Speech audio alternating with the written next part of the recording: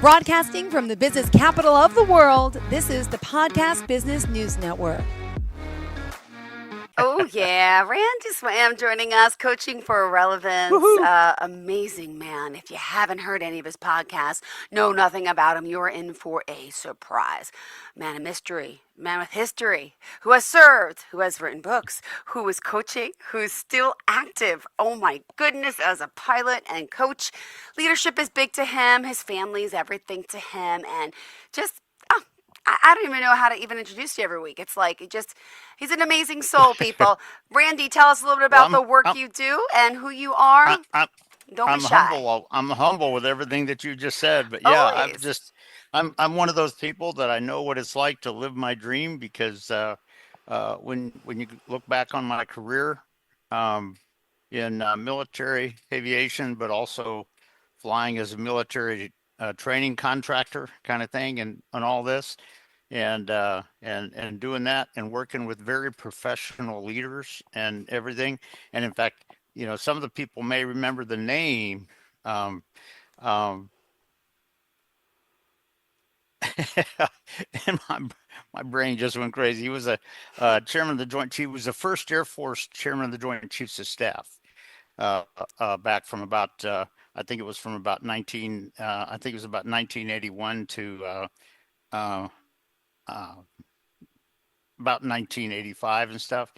He was the squadron commander in the squadron that I was in the Air Force, and I flew with him a number of times, and I learned so much about leadership from him and watching how he did Richard Myers and kind of thing. And it's amazing because he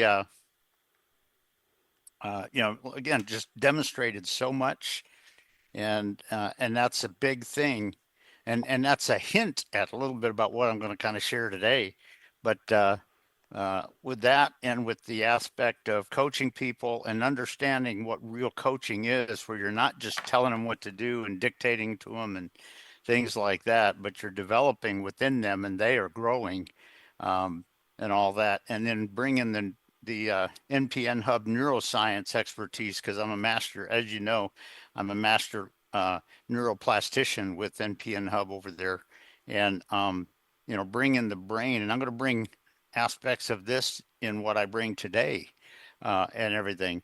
But just bringing all that out, and I'll tell you, I've had a number of people say so asking if when I was going to retire, or just whatever, go have fun or whatever.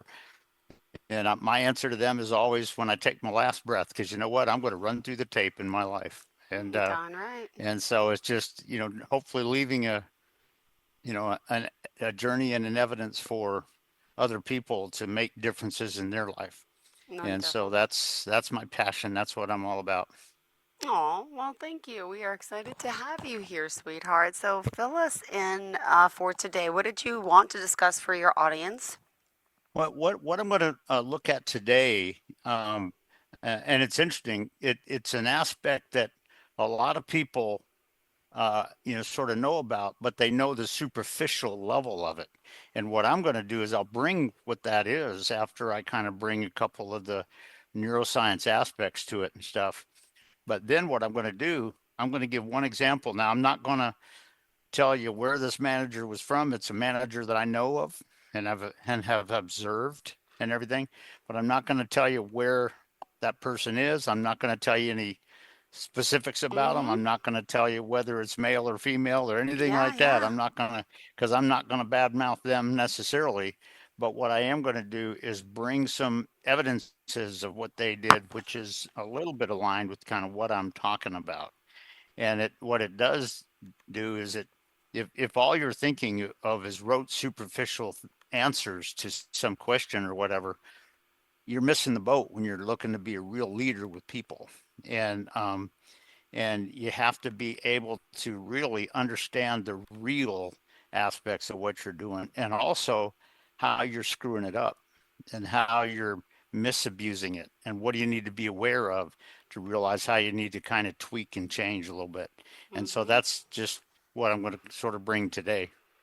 Uh-huh. And what I'll do is I'll bring a couple of neuroscience aspects just very quickly, Sure. and then I'll bring one key example of it, and and some of the aspects, because a lot of times when you're talking about somebody who's a manager of something, they have a tendency to think, well, managers are supposed to do this, leaders are supposed to do this, and they just go do this, but real no understanding of how they're doing it and what they're really achieving and really doing and the value they're really bringing and everything. And this will be a picture of that in a sense. And what it does is, for the people that listen, it's just something where people can think about it and be aware of what they're observing in their journey, and maybe how they might tweak or change just a little bit on how they're developing and how they're going about it. Yeah. No. Well, thank you. Thank you. Thank you. And always insightful information from you, Randy. And we love Thank you. hearing you. We got to open the phone lines one day. We got to do some shows like that and get callers in here too. But continue. Oh, okay, okay.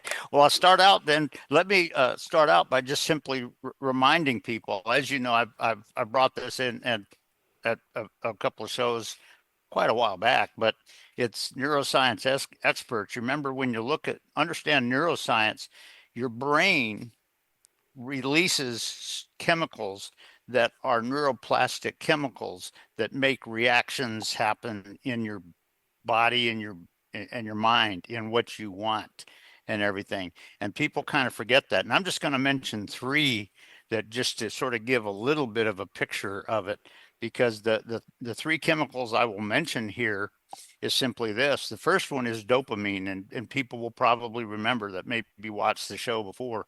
People will probably remember, but when your brain releases dopamine, remember, dopamine is a chemical that makes your body want to get a pat on the back and just get applauded for what you're doing, and how you're going about it. It's all about kind of your approval and all that. That's what the brain releases dopamine for. And we always refer to it as a dopamine fix, when your whole focus is just on you and getting applause, and that's it, kind of thing. So dopamine is the first chemical I was going to mention. The second chemical I was going to mention, just for this really, is the chemical of oxytocin. And I remember in the previous show some time back, I mentioned that oxytocin is the chemical that your brain releases where you feel sort of connected with other people. And there's a sense of sort of oneness and synergy and sort of alignment and approval with connecting with other people. It sort of gives you that aspect of it. That's what oxytocin does. And then the third that I'm just going to mention here is the chemical of norepinephrine. And remember, when factors are happening and your brain looks at them, when the brain releases norepinephrine, norepinephrine is a chemical that makes your brain and your body either become very defensive, Yeah. or fighting and getting, standing up and just fighting and knocking them down or whatever, kind of thing. And so those are the chemicals of this. But what I'll do is I'll just give a quick picture from this one manager that I mentioned. Again, I'm not going to share any evidence about them um, that makes you think of who they are and where they are, because that's not what I'm looking to do. But I will be giving this one picture of it, and it's a good picture of what leaders need to do, managers need to be aware of, because it brings out one aspect that managers need to realize. I need to remove this aspect of it. And what it is this manager, one of the things that they did is, and it's, when I first say this, what I will do is I'll make most people say, oh, well, that's good, but you'll find out not exactly. And one of the things that this manager has applied is that when they see clients in a room or something like that, they go in there and they walk up to them like this and hold out their hand to shake, and they go, "Hey, how's it going? Yeah, yeah, really, yeah, hey," and all that. They sort of overdo it, and that's the thing. But you got to realize, if that's your mindset, you're trying to overcome and you're just trying to control them and force them to just want to capitulate to you.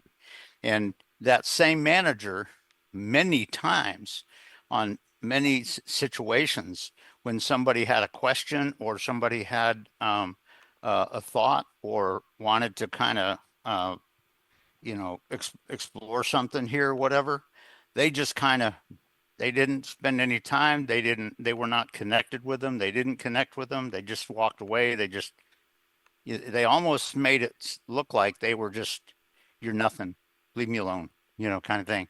And so if you think about it, if all you're thinking about is this aspect of connecting with people, Mm-hmm. if all you're doing is thinking about doing that in a little way like that, Mm-hmm. you're doing it in a rote, academic way, but not in a real truthful way.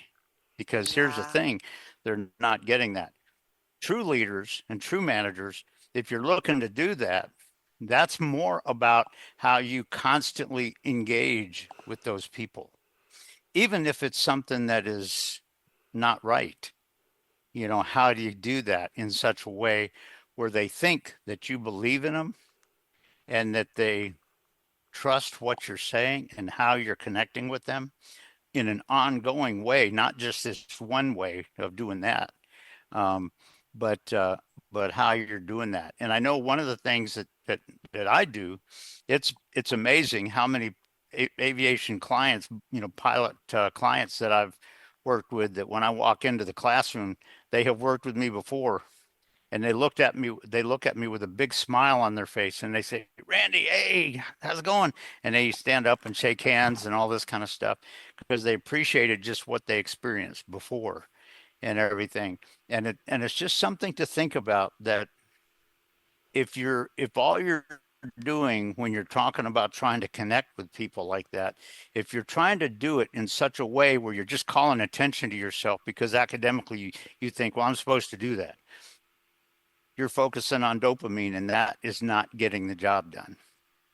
If Mm-mm. you have a sense where you're really um, trying to do that, but it's only one time out of so often, but all these other times you're just not there and it's no real connection or whatever, you can be engaging the dopamine where they think that you're just being superficial and playing a Yeah. game and you're not really serious with your belief in me and all that. And the dopamine can make them feel like, I don't want to do that anymore with them. And just, I don't, oh gosh, that kind of thing. And so you got to realize that there's some aspects about that that so often sometimes people don't think about. And very often, if you want to really engage the oxytocin, where you're really making them have a sense that they truly want to connect with you and want to be a part of you, want to be a part of what you're doing, and Yeah. they want to show the success that you're looking for, you know, the way you do that is not just through academic fill in squares. Oh, do this, do that, oh, yeah, shake your hand. Okay, yeah, do that, Oh kind of no. thing. Oh And no. I'm kind of overdoing it. Yeah, I'm overdoing it a little bit on that. But the bottom line is, you know, as a leader and as a manager, you've got to realize how you're really, truly connecting with your people. And what you got to realize is that when you're connecting with the clients that you're working with, guess what? It's about their experience. The true definition of connecting with them really deals more with their experience in what you're doing. And if you're connecting with them, and sometimes it's just having a short chat with them when they ask a question or something, and sometimes it's just having a short conversation where they sit there and they go, you know what, i think he I think he or she believes in me. You know what, okay, yeah, you Mm. know what, let's do this. And what happens is, if you interact with your people in such a way where they truly experience that. And I don't mean just Yeah. one time out of a week. I don't mean just the first time that you see them in the building or whatever, kind of thing. I mean, in an ongoing way, they experience that real oneness, not one, because a lot of people, if all you're doing it is doing it in a superficial way where you're just doing it Mm-hmm. once with these people and everything, guess what? That becomes dictatorial and that becomes self-interested. That becomes something where they know you're just trying to call attention to yourself, Oh, and it's not about me and everything. And you know what? That is not what you want in your people or in your mm, clients. What you want is that your clients want to come back here again when they're done. Also, your clients, if they have a if they have an issue, maybe they call you because of their experience with you. So it's not just a rote academic sort of thing and all that kind of stuff. blah blah blah. It's not that, and it's not where you're just doing that one time and then going on Mm-hmm. about just do this, do that, for the rest of the time. But it's having them sort of experience almost. Now, if they experience a failure in something, yeah, guess what? Okay. Has to happen. But the bottom line is, even if somebody fails in something, guess what? They can still go through this where they think that, you know what, I'm going to try this again because you know what, I want to get there, and they have a sense that maybe you believe and appreciate what you're saying with that or whatever. And so it's just something to think about, that when you think about this one aspect of the again, the brain and the neuroscience and the chemicals that your brain releases, and the kind of reactions that your people have, uh, guess what? With Yeah. what you're doing, if that is just simply a rote academic superficial thing where you said, well, I'm supposed to do this, okay, I'm gonna do this, and you do it one time, Oh but no. they don't Yeah. ever experience that real oneness and that real synergy and that real belief, kind of thing, then they don't trust it. And so it's just something to think about, that when you're talking about this, it's just a key way where um, people need to understand that the real reaction of this and how the brain releases those chemicals in various situations, you know, you got to understand how the neuroscience kind of clicks into that a little bit. But the bottom line is, if all you're doing is go to, okay, I'm supposed to do this. Okay, I'll do this one time. And if somebody's been here for, as an example, in training for a whole week, and they only experience that one time, you know what? That's probably not good enough. There needs to be a sense of, while you're training people, that they believe in you, and but even more than that, they believe that you believe in them, of what they can accomplish and what they can develop and become and all that. And so it's just not a short little simple thing, but it's deeper than that. It's in their experience, their ongoing experience. And that doesn't happen just through one time where you walk up and, hey, sugar, hey, how you doing? Yeah, okay, okay. Hey, see you later. And that's all they ever see of you, kind of thing. That's not good. And that's not getting the job done with what you need. So it's just something to think about, that when you talk about this aspect of the Yep. um, uh, and I guess, and like I say, the driving forces on that is those three chemicals that I mentioned, that the brain releases with neuroscience. And what are they experiencing? Are they experiencing true oxytocin, or Mm-hmm. are they experiencing real norepinephrine, where they're not trusting you because of the way you did it, and maybe the one time you did it, kind of thing. There's a lot of people that think that just, well, I'll do this because that makes them feel better. Well, you know what? If you only do it once, and depending on how you did it, they may not feel better like that. I mean, they Mm-hmm. may smile at you and say hello, but that doesn't mean that inside they've changed anything. And No. so it's just something to think about, that when you're talking about connecting with your people, leading your team, but also working with your clients and stuff like that. It's just an aspect of it that can be misinterpreted subtly. And one thing I would just say with leaders and managers out there, true leaders understand this difference, and true leaders don't do that. But managers that are maybe not real effective leaders or just wrote things and everything Yep. that are out there, they may do that in a very dysfunctional way. And if somebody's doing it that way, I strongly recommend that they learn how to really change that in their thinking, and how they change how they're going to be doing that in an ongoing basis, and what are they going to do differently. So Yeah. it's just a key aspect about that. Like I said, the difference in it is, on the surface, sounds like a real, simple right thing, but guess what? It can be misused. If by a manager, by somebody, it can be misused, and the misuse comes from how they're missing some of that stuff with the neuroscience, the chemicals, and things of that nature, and what they're really creating or not creating in getting it done. So it's just something that managers need to be aware of when they're doing that. If all you're doing is just doing one time to, because the book says, yeah, do this, okay, I'll do that, kind of thing, and that's all you're thinking, you're not getting the job done.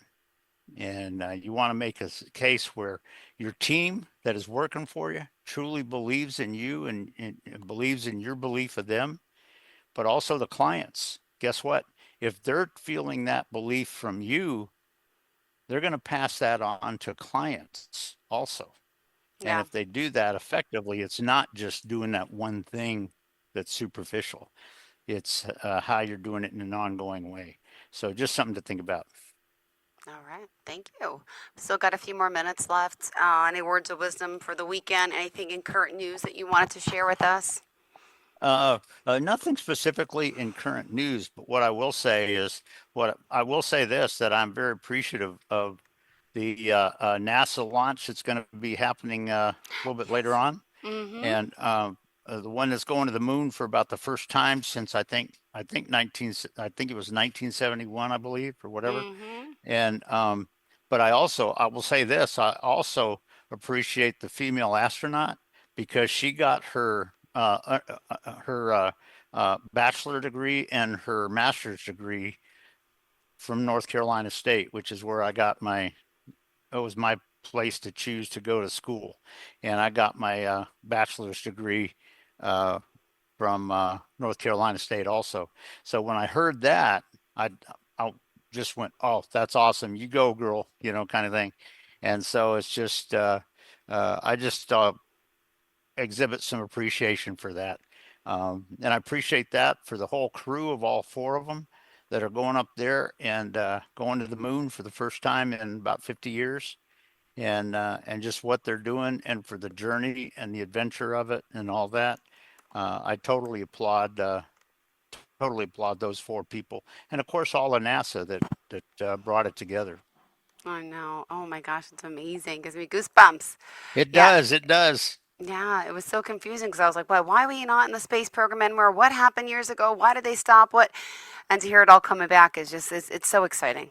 It really Yes, it is. is. Yes, it is. And like I said, I just when I learned just a little bit ago, just a couple hours ago, when I learned that the lady in there was a NC State graduate, I just went, "Oh yeah, go Wolfpack," kind of thing, and so yeah, I definitely appreciate all four of them and all of NASA for what they're doing, and I definitely look forward to the trip and the story and what they're doing, and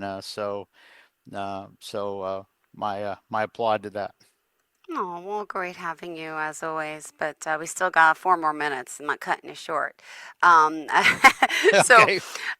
any last word of inspiration, any advice that you want to share with someone out there today who may just not be feeling like themselves, having a down day? I think we all do, right? And, Yep. I'm sure you do as well.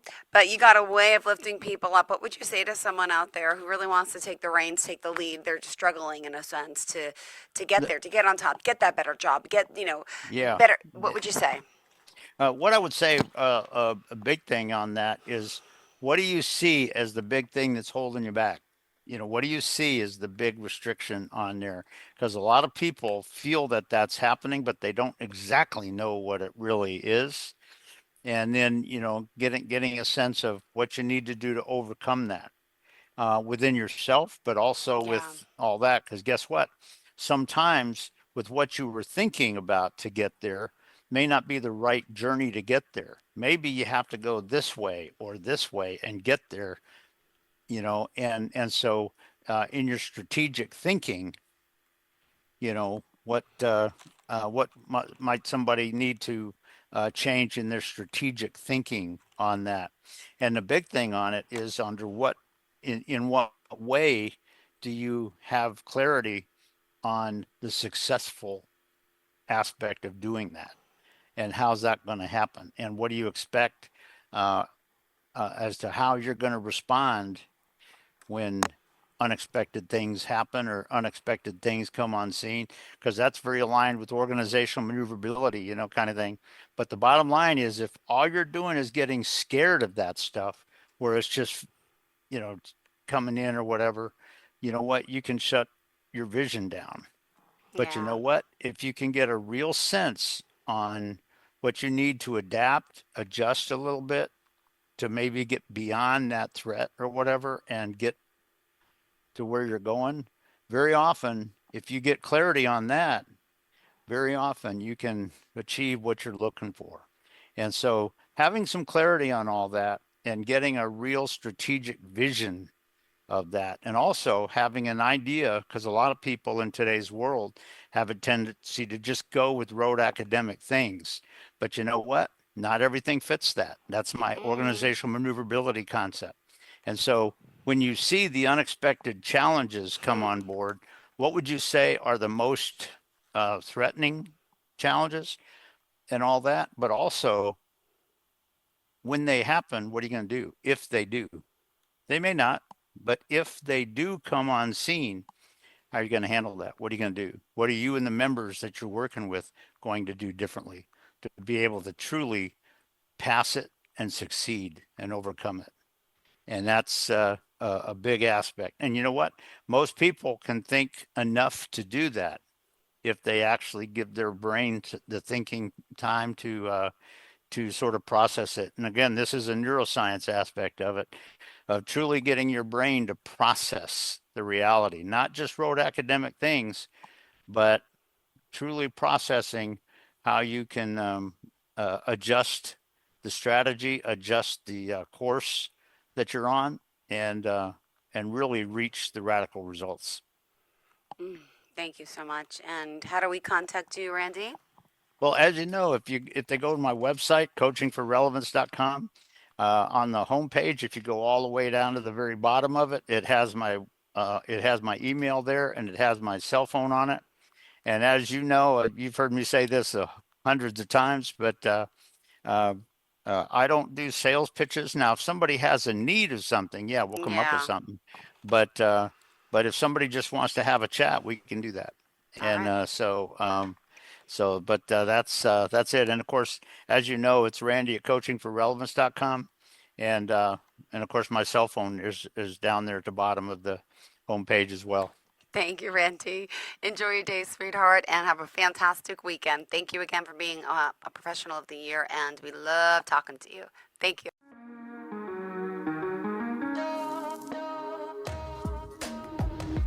Broadcasting from the business capital of the world, this is the Podcast Business News Network.